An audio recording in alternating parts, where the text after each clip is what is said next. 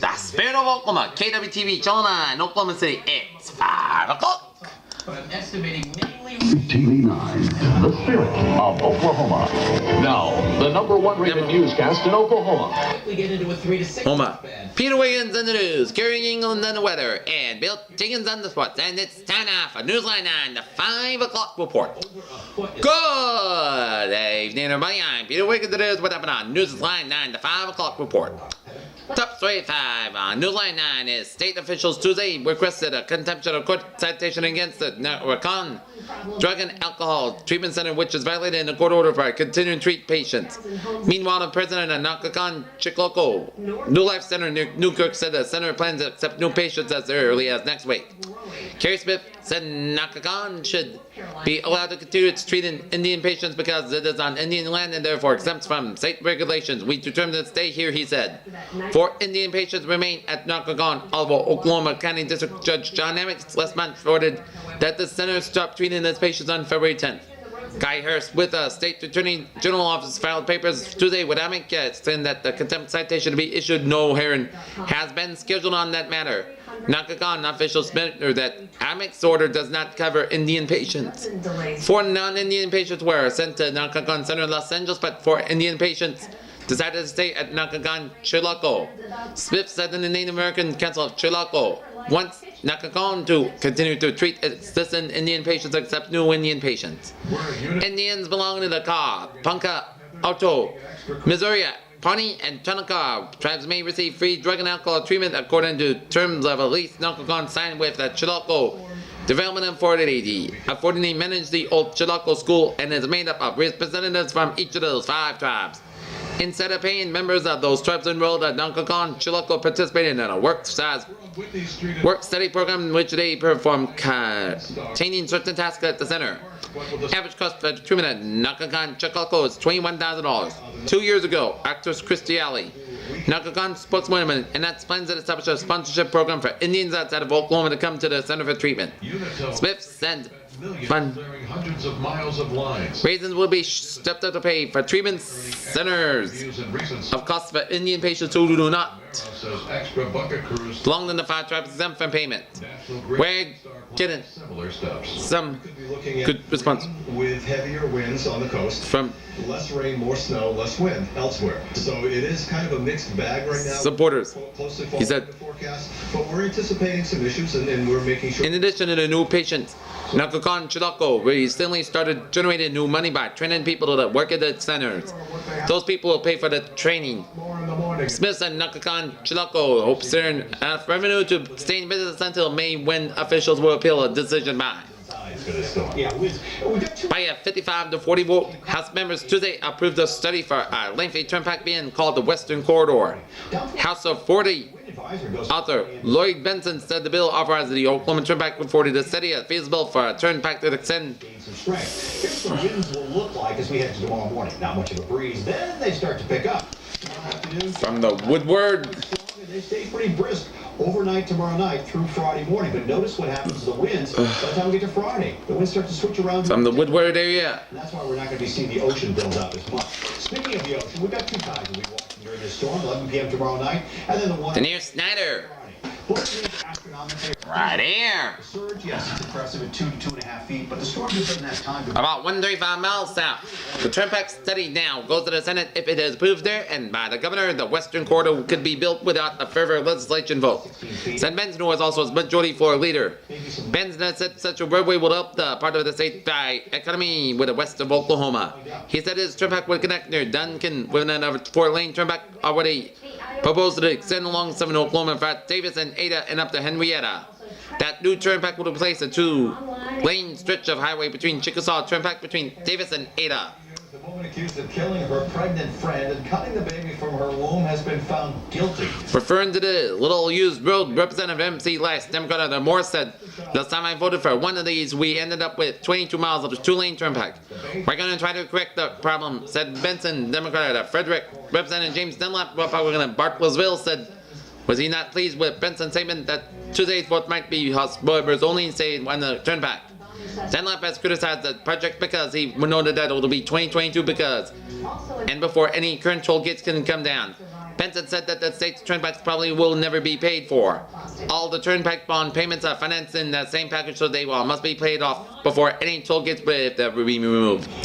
Dunlop said that also contended that these in the north. Get that one to get over with, the sooner the better. In Los Angeles, up to 30 inches of snow in the Sierra Nevada and heavy rain that caused the San Fernando Valley's worst flooding in a half a century didn't come close to easing a 5-year-old drought. In the state, officials said Thursday. Flash flood warnings were in effect for a second day in Los Angeles region, and heavy rain combined with clogged storm drains to flood and still sections and stall cars. Several more inches of rain were expected from still another storm burned down on Southern California, where 7-inch downpour Monday flooded part of the valley that flooded and stranded motorists on car roofs and in trees until they could be rescued by helicopter. It was believed that the worst flooding in the San Fernando Valley or on the northwest side of the city since 1938, said meteorologist Gary Newman of the National Weather Service. On Tuesday, the Weather Service received and reported an unofficial rain tally of 1.82 inches of half-hour near Pomona in Ontario. The Inland Valley Daily Bulletin rain gauge showed 2.34 inches during 20 hours and then Tuesday afternoon. Despite the deluge plus snow in the Sierra and mountains in the Los Angeles area, it wasn't enough to keep the region out of its drought, which has been less than since 1987. In an end, a 3-month project scheduled to begin today, which it did to dispose of arsenic tanks when soil will be financed with federal Superfund money, federal officials said Tuesday. The cleanup of former Kenweed site was expected to cost nearly $2 million, said spokesman David Barrier, the Environmental Protection Agency's regional office in Dallas. An estimated 3,000 cubic yards of soil contaminated with arsenic must be removed, according to an EPA report. In some areas, up to 3 feet of soil will be taken down and replaced with clean soil. That's the contaminated tanks on the site will be tunneled with scrap metal and disposed. Arsenic is considered poisonous and may cause cancer. Levels of arsenic in the soil are so high that it sterilizes the ground surface and all the native vegetation around the tanks, according to a report prepared by Robert Sullivan, an EPA worker who investigated the site. The drainage from the site could lead to a skeleton creek about a quarter-mile away. He said the closest houses are across the creek and 2 businesses are nearby. Contact with the contaminated material also could come to a variety of sickness, of death, or a variety of birds.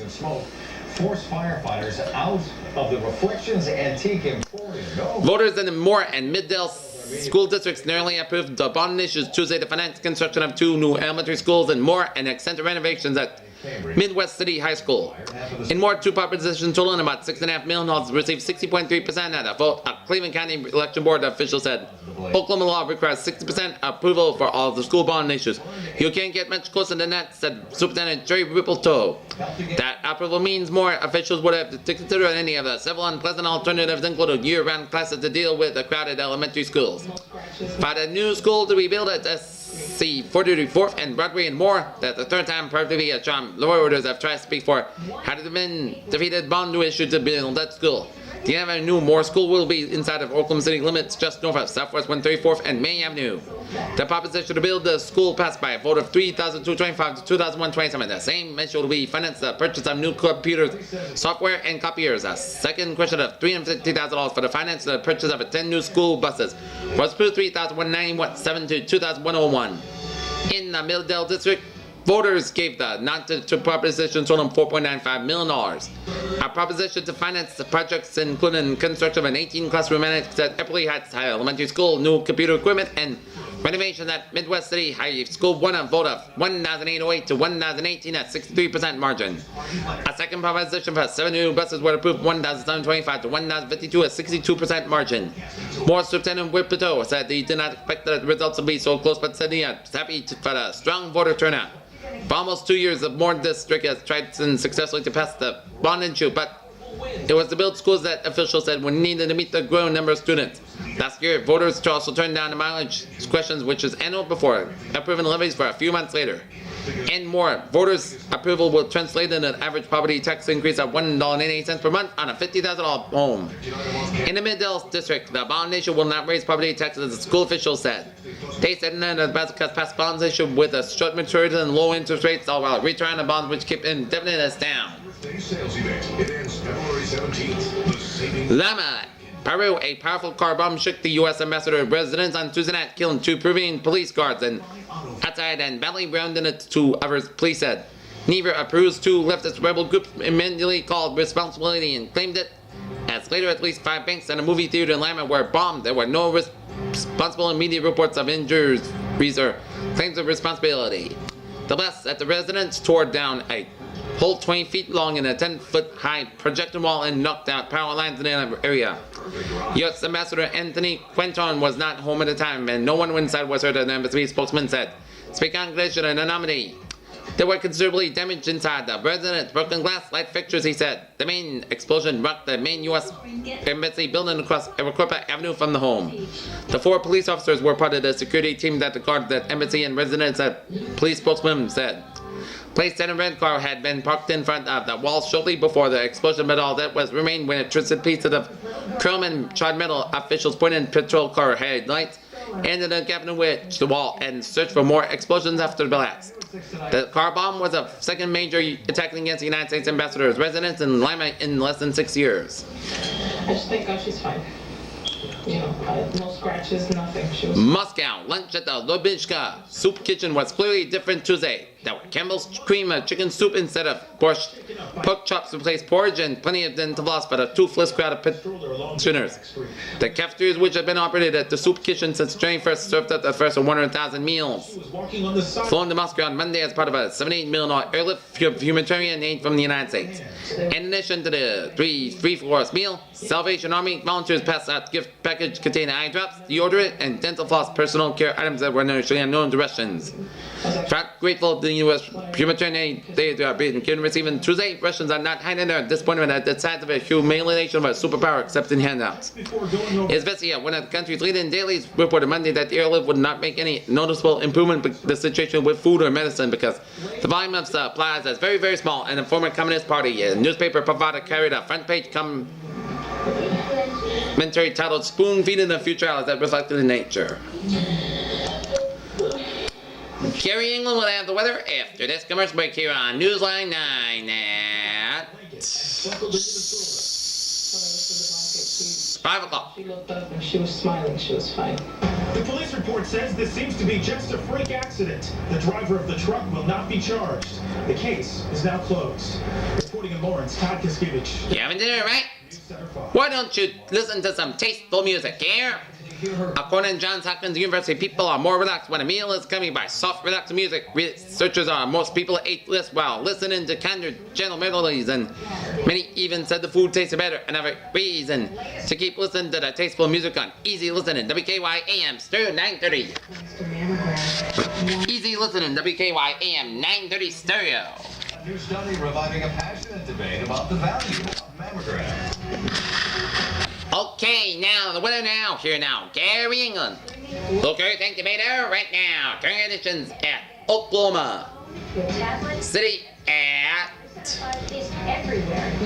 5 o'clock on this February the 12th, 1992. On a for just $77 a month. We have the wide Wednesday, we have a temperature of Don't wait. Located on Route 1, the Autumn Island, Norwood. Or visit us online at central.us. 40 degrees with a wind chill about 32, dew point about 37 degrees, humidity 89%, barometer 3.07 inches, visibly 4 miles, and winds north about 13, and the condition is foggy skies. Rand regional conditions, it is 15 in Armour, 47 out in Lawton, 46 in Altus, 43. Attention New England, there's nothing bigger than the Toyota Washington's birthday sales event. Get best ever 0% Out in Hobart, bonus cash on all it is 36 out. ends February 17th. In Elk City, it is 41 in Enid, 40 out in To the health alert tonight now in a new Ponca City and Baldwinville, 50. serious question. Down in Armour, 45 in Tulsa, 51 out in Whether or not they reduce breast cancer death rates. That study says they do not. Wichita Falls, Texas, it's Pam Cross. 49 in Childers, 16 in Lubbock, Texas, and 48 in Amarillo, Texas. Here. As a nurse, I know that Okay, let us take a look. make a difference in saving lives. A foggy day in much of the state. Tuesday turned stormy in the late afternoon when severe thunderstorm warnings were issued in southwest and south central Oklahoma. The National Weather Service has issued warnings for severe weather in eastern Jefferson County and Carter County Tuesday evening. The storms produced 3/4 inches with hail at Helton and also about 8 miles north of Ringling. No damage was reported. The storm also packed heavy rains and strong winds, what forecasters said. Conditions were ripe for stormy weather, the atmosphere weather service said. The atmosphere over the state was thick with moisture. In addition, strong winds in the upper level pushed a group of low pressure throughout region, which in turn were drawing moisture up from the Gulf of Mexico. One message I would have for patients is rather than read the article today and earlier Tuesday, a large area of showers and thunderstorms covered the large area of the state. Fog decreased visibility through as little as 1/8 of a mile in Oklahoma City and a 1/4 mile in Enid. Dense fog advisories were issued for the Panhandle. Mountain fog and drizzle likely today in Oklahoma and eastern Oklahoma, which it did. While chance rain was forecast for the rest of the state. Here, this is a photo that came from the Daily Oklahoman. Here. It's so worth your while. Which tests and how many? The study raised. And this is yesterday's morning view and foggy stretch of highway. Now, your Storm Team 5 forecast. As Meteorologist Harvey Leonard. All right, this is going to be a large storm. heavy fog envelops commuters on the Broadway extension of Clemmy Shroud Tuesday. It was more of the same amount in eastern Oklahoma on Wednesday. Here. The rain snow line very critical and obviously. Okay, let us take a look at our weather picture around the country here. A lot of snow showers from Kentucky stretching out of it. A burst of snow. Southern Ohio Valley stretching up in Missouri and Illinois, stretching it up into the northern plains and stretching in eastern Dakotas with low pressure centered in North Dakota. Raining from much of the western Utah and Arizona, stretching up the Pacific coastline here. Where California doesn't need much and they need rain, but not in its variety as California has been already getting some flood conditions, particularly in the San Fernando Valley, and rainy here in central and eastern Oklahoma, stretching out for Arkansas down into Tennessee, and stretching out in western Mississippi, and raining showers and thunderstorms in eastern Texas and western Louisiana. Warm front down from South Dakota down through Nebraska and Kansas. Cold front from 7 Saskatchewan down to northeast Montana down to Northern Dakota. High pressure centered out in eastern New Jersey and low pressure in Nevada and eastern North Dakota. Okay, for our forecast for Oklahoma City, we'll go like this. Mostly cloudy and mild tonight. The low will be about 37 degrees and continue mostly cloudy and mild on Thursday. High will be 53 degrees. The effects of the warming ocean wind. But when that wind gets so strong off the ocean, it's partial clearing from the west tonight in Oklahoma. Low will be ranged from the 20s in Panhandle to the 40s in the east. Part cloudy west, mostly cloudy central and eastern Thursday. High will be ranged from the lower 50s north to about 60s south and east. Extended forecast will be a chance of rain Friday and Saturday. Mostly cloudy skies expected Sunday, and highs will be in the 40s to the 60s. Lows will be in the 20s to the 30s. Pollen count especially around the low range and mold range over 1,000, which is moderate, and New York City prior to dawn. last full moon February 11th, full moon February 18th, 6, maybe as late as 7. first full moon February 25th, new moon March 4th.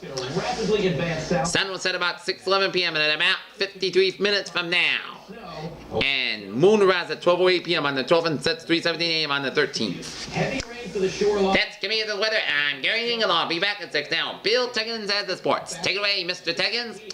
Okay, thank you. Thank you very much, Mr. England. Before ending. Have you ever heard of this song? Estimate of accumulation. Oh, home on the range Logan. where the deer and the antelopes play. At least 495, 6 to 12. Home on the range. And that will be in Boulder, Colorado on March 4th. Oklahoma State will play Colorado in the Cowboys' final home game of the season. Tonight, OSU will face a different herd of buffaloes. Tomorrow, is it going to be a problem anywhere along the East Coast? Nope. The storm system as it winds its way up along the coast is going to be dropping snow, ice, and Not this some rain. In terms of buffalo right there. we're talking But the Colorado Buffaloes here, that is not ESP. It's home court advantage over the last 2 seasons.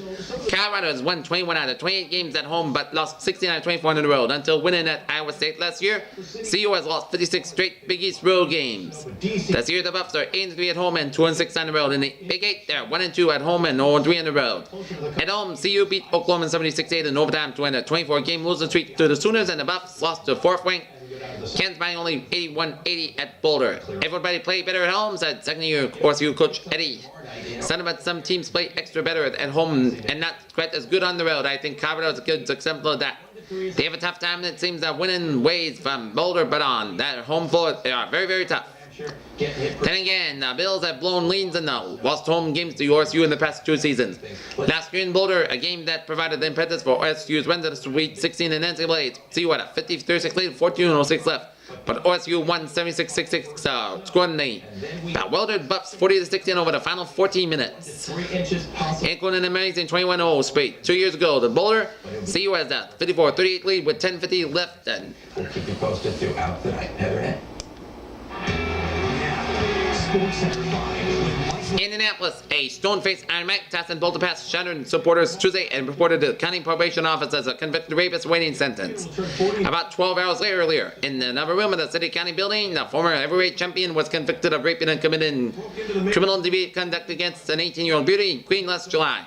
During the 80-minute sentencing interview Tuesday, Tyson said was quite spoken. He said Chief Probation Officer Stephen Wills, who joined Tyson's lawyers as an officer provider at the meeting. Tyson's answered its questions about his personal history and physical and emotional health and finances, and as expected, Tyson's lead attorney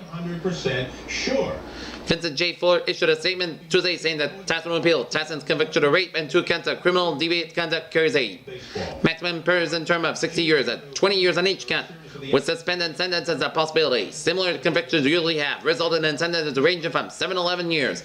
Prosecutors said Tuesday, observers say Tyson's future as a prize fighter has dimmed even further since his conviction.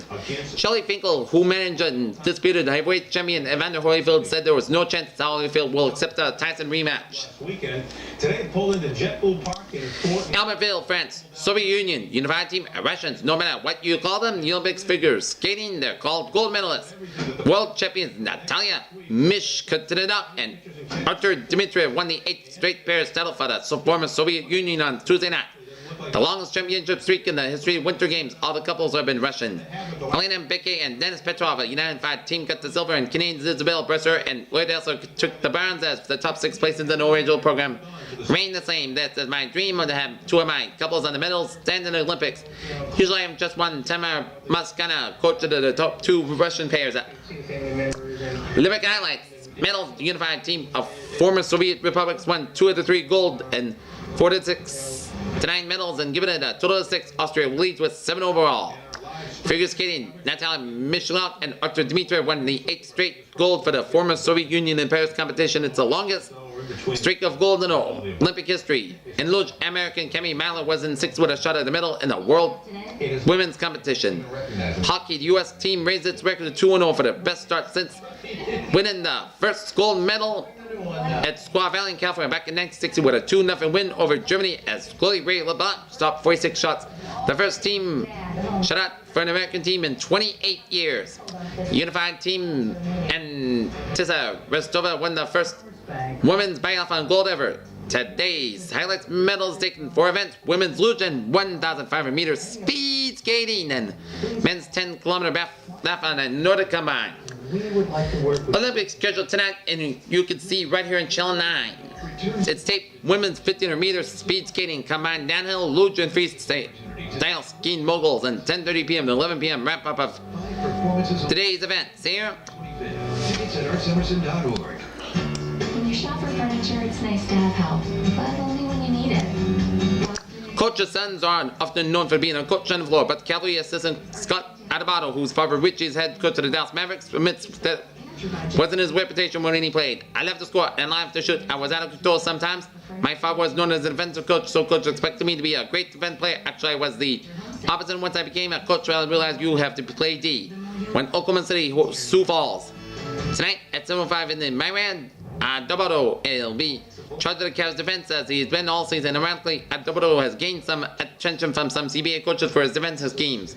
Since I was like some of those guys, mainly wanted to get my points, I can tell you a guy's shots won't fall every night, but they can make up for it in the defense. Adebato said if they can get 2 or 3 steals a night and get a layup, they won't miss layups or even on bad nights. Adebato says he gained much of his basketball knowledge from his father, who also was head coach of the Detroit Pistons, but he says he's learned a lot under Bibby too. Sometimes I wish I had a tape recorder and I could just hide it in the trash can, just throw it away so I can record everything Henry says. And Bato said he feels so much at them every day. He relates to players as well. Adamato said that the differences between the college teams and CBAs, there are many more games than many player changes in college. You can prepare 3 or 4 days a game, and you have to have players for 4 years in CBA. You have new guys all the time, and sometimes play back-to-back nights. That about it said ideally you won't have to for a lot of different traps and different defenses at the team, and really mix it up. At D'Amato, a New Jersey native who turns straight, this man played at Upsala and Triple-A Division III school. He was an assistant coach at Upsala for 4 years and was head coach in the USBL in this past summer. His goal was to become an NBA assistant or an assistant in NCAA Division I school. I like the position I have here. I could stay here for 2 or 3 years, but I would like to recruit in college an NBA assistant. Adamato said if someone thing like that comes up, I'll grab it. Why did he become a coach?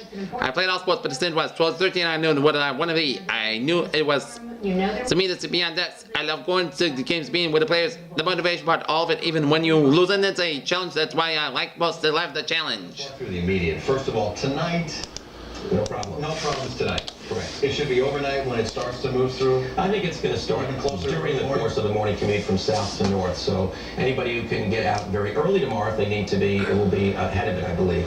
But I'd say from about the end of the morning commute into lunchtime. Baseball owners extended their arbitration winning streak to 5 Tuesday when the Pittsburgh Pirates won their case against shortstop J. Bell, Houston third baseman Ken Caminiti, San Diego pitcher Greg Harrison, Chicago White Sox catcher Ron Kukovic settled, leaving 3 players in arbitration. The arbitrator Gil Vernon, Warren Bell's case on Monday in Rosemont, Illinois, decided the shortstops should get a raise from between $60,000 and $75,000. Rather than $1.45 million, owners have been 1 in 7 out of 12 cases decided so far this winter. Last year, owners won 11 to 17 cases that went fat to hearings, and Caminiti said the Astros agreed to a 1-year contract with $1.5 million, a raise of $800,000 to pay. Trades Stanton Harris to a 2-year, $3 million contract coverage, and the White Sox settled at $500,000. He made $302,500 in 1991. Philadelphia Phillies center Lenny Texter was arrested in appeared court in Media, Pennsylvania, and was placed in a first suspenders program of his May 1991 drunken driving arrest. Delaware County Judge Sherry J. Bradley approved Dexter's placement of the Accelerated Rehabilitation Disposition Program. Dexter will be on probation for 12 months and loses driver's license for 90 days. Celebrate great deals at the Chrysler President's Day. Ron Frazier, Miami. College baseball's winning its active coach said he will retire after coaching the U.S. Olympic team. Frazier, 55, will finish the current NCAA season and then lead the U.S. team in Barcelona. His 30th Miami team is off to a 3-0 start and is expected to be a national contender. Frazier's team's made 11 trips to the College World Series and won national championships in 82-85. Frazier said he will continue to work at Miami as a fundraiser. College football, first team All-Big 8 defensive back Eric Hamilton has been thrown off the University of Colorado football team for violating team rules. Coach Bill McCartney refuses to say what rules were broken. Hamilton, 21, would have been a 5th-year senior, and the suspension means the end of his CU football career. Jim Brandenburg, married in a 14-game losing streak during his 5th losing season at San Diego State, was fired as a sex-based football coach. Jim Merrick Jr., the son of UCLA coach, was validated from his assistant job to the interim head coach. John Daly's former fiancée withdrew a lawsuit that said that the PGA Championship over her $1 million for breaking the promise of the marriage. Her lawyer confirmed Betty Fulfer did not give any reason for the voluntary request for dismissal of the lawsuit in the Shelby County Court. In Memphis, Tennessee, an accompanying paternity suit filed in the Shelby County Juvenile Court, attorney F. Dillon Kelly said Dale was in Australia and unavailable for comment. Memphis attorney Charles Hill, who represents Daly Union, said there was no financial settlement. Bill Cutchins, Melbourne and Jim Conway will be inducted today. East Central University's Athletic Hall of Fame during ceremonies at halftime on Saturday's men's game against Northwestern. A 1959 graduate for the Ada University, Bourne was catcher for the Tiger baseball team under the legendary Mickey McBride. He has served under the head baseball coach at Lakeshore High School for the past 33 years, leading the Indians to over 600 victories and 35 state champions. Along with me and in that the ECU Hall of Fame, Bourne was placed in the Oklahoma High School Coaches Hall of Fame in 1982. He was also named the National Coach of the Year following the 75 season. Conway was a star defensive back to the ECU's football team during the mid-70s. He was an all-OIC performer following the 75-76 season. The 2 school kickoff return records of Marion Brooks. Best return average for the season 25.8 and best return for the career 24.5. Cunningham Speech Surgeon in Oklahoma City. Cunningham was named for the recipient of 1999 Joe B. Milan Award to ECU and Autumn Best Award annually for a performance 3-year gridiron great during the school's homecoming celebrations. Performance intended to be job members. Game time for the ECU Southeast matchup slated at 8 p.m. with induction ceremonies being held at 8:45. That's going to be for the Newsline 9 in this 5 p.m. Newsline 9 we have 6 minutes to be the CBS Even News with Dan Rabbit. Viewers and have a good evening. I'll see you at 6. Have a good evening.